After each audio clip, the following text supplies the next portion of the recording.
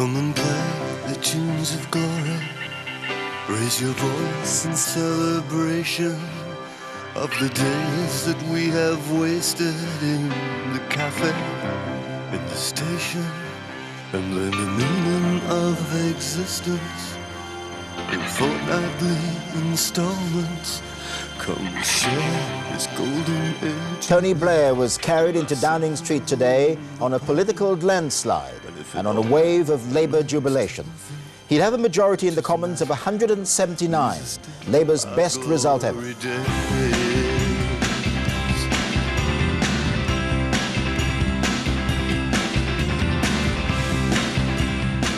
so depressed me when Noel went to Downing Street, and you see those pictures of him now, you see the news report, and he's got his nice neat haircut and he's got his posh jacket on, and Meg's bought herself a nice new dress, and everything that he was about that he didn't belong to anybody, suddenly he did. He was right in their pocket.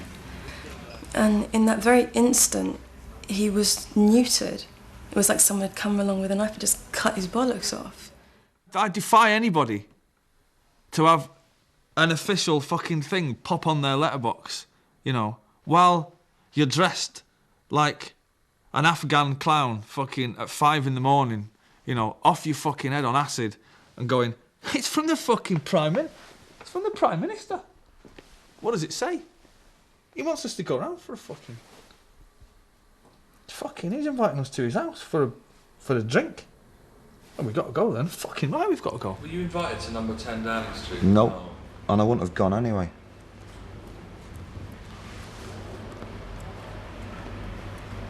Why not? It's not my place to... So why would I go there? What have I've got nothing in common with any of them. Don't know anything about politics, don't want to. Looks like a shit house anyway, so why go there? Why do you think Noel went? Because he's fucking mad for it, innit? He just wanted to get in there and have a little nosy about. And part of you goes, right, yeah, I'd have gone just to have a look around like what Noel did, and part of you goes, right, I won't go because it's not my cup of tea, and then part of you goes, well, fuck that, I don't want to go out tonight. I'm going to stay in. Why didn't I go? Because I just realised that we'd all been taken for a ride, and that, you know, everyone would be dropped. You know, there's kind of sort of the promise of, well, okay, put it this way, maybe I was just delusional, but I'd been given the impression that I was asked there because they had an interest in what I had to say. But by the point that they got into power, it was pretty evident to me that us lot, i.e. the artists and the entertainers, were, you know, basically, if we got, you know, if you went there, you were going to go through the front door and then just be shown the exit as soon as you got in, and as long as it all got on telly and in the papers, that's all that mattered. And then it was like, now we run the country, fuck off. I've never had good feelings about Tony Blair or New Labour. And it's interesting, it was a measure of how conservative the music business and the music press was at the time. You absolutely couldn't say that without getting slapped. I mean, literally, you could not criticise New Labour, you could not criticise Blair. It was, you know, verboten, it was not allowed. So desperate was everyone to believe in the con that it was.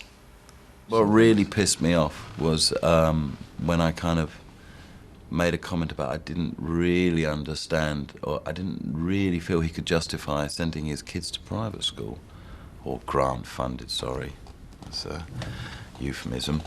And I got a letter from his office saying, don't talk about that.